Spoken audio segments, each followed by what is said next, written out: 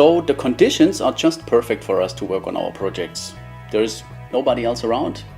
The visibility is great, and we have enough time to plan everything we are doing.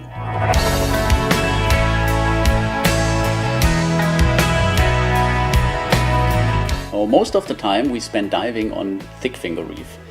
That's one of the dive sites where you can find plenty of Caribbean reef sharks. And they're really reliable here. That means every time we jump into the water, they're already waiting for us.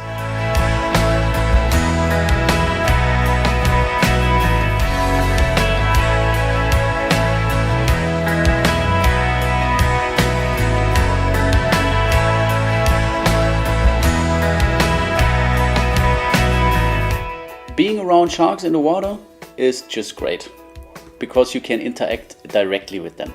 If you see a shark while diving, it's most certainly already the beginning of an interaction, because the shark doesn't show up just coincidentally.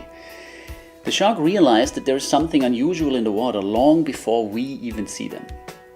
And there is so much to observe about shark behavior when they send out all kinds of different signals. For example, a completely relaxed shark tends to have his mouth slightly open. And in a normal situation, the shark is 50% shy and 50% curious at the same time. And he will approach slowly to check you out. And if you stay calm, he might get close enough for you to clearly see the eyes. And that's a special moment, because realizing that the shark actually looks at you generates a connection that keeps the shark coming back over and over again.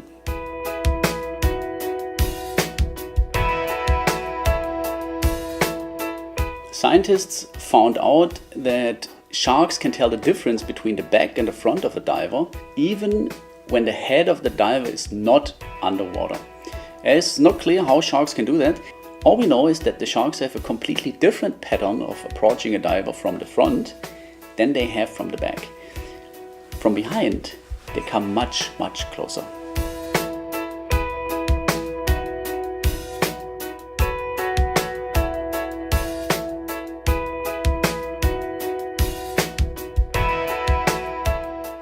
The main purpose of this trip is to interact with the sharks, but also to shine a light on the issue of the invasive lionfish that causes intense trouble on the reefs.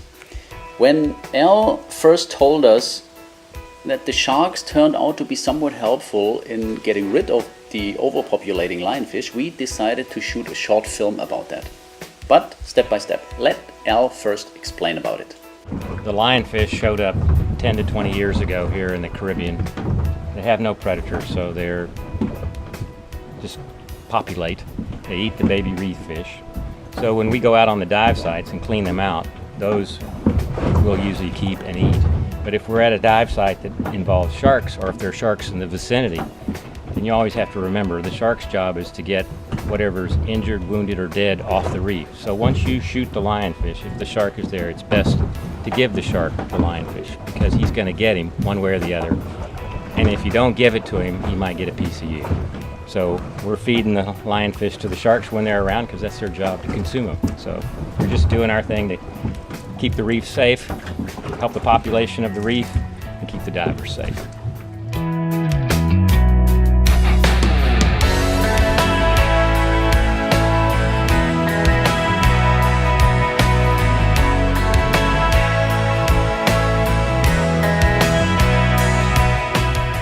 For the short film, which we will name Shark and Lion, we would have to get footage of sharks feeding on lionfish, and that's not easy to get.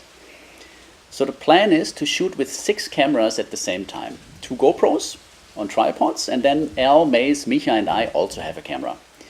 And the shooting always follows the same concept. There is the wall and the sand, and we're shooting towards the sand. Keep the corals in the back. Yeah, like if you don't have anything else coming from behind. No big deal.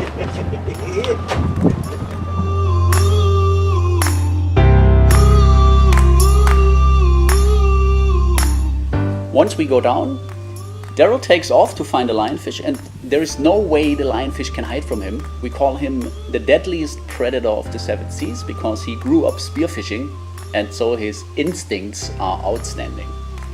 So once he spots a lionfish, he rings his bell so that we can set up the cameras somewhere close to him. Because it's very important to drop the lionfish shortly after he's speared it, because the sharks can sense a dead or wounded fish and would try to get it immediately. So Daryl has just about 20 seconds to drop the lionfish right in front of our cameras.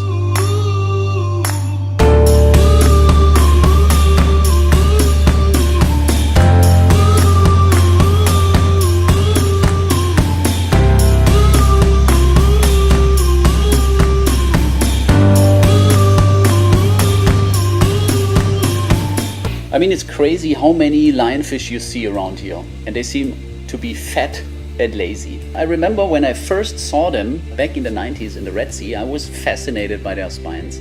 But seeing them around here is a completely different story. There is no other recommendation than to take them out. And that's what we're gonna do together with the sharks.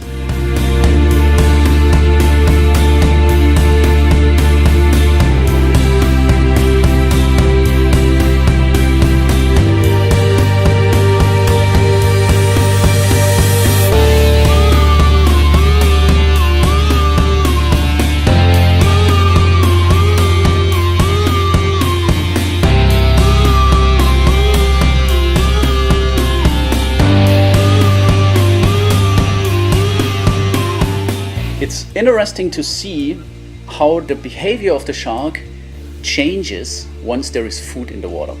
They completely lose shyness and get 100% curious, checking out the divers and swim around really close. And that's when the fun part starts.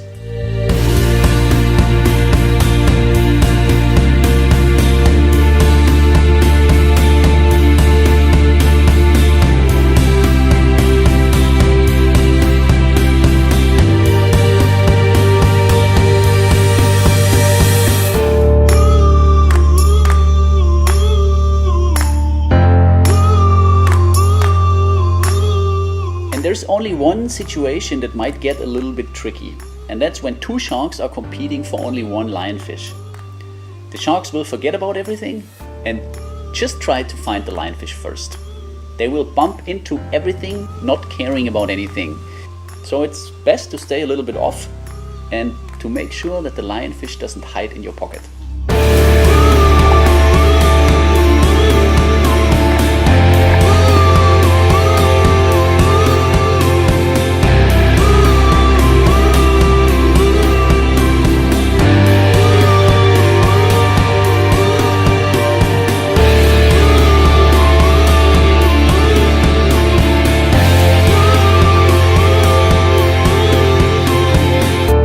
In the end, we had great fun teaming up with the sharks.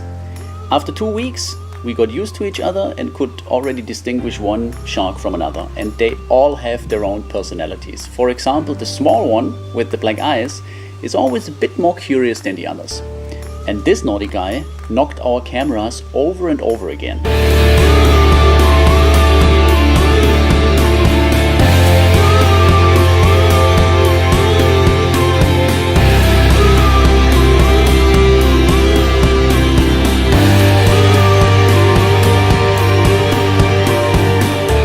And so we got plenty of good footage that we can use in our short film project.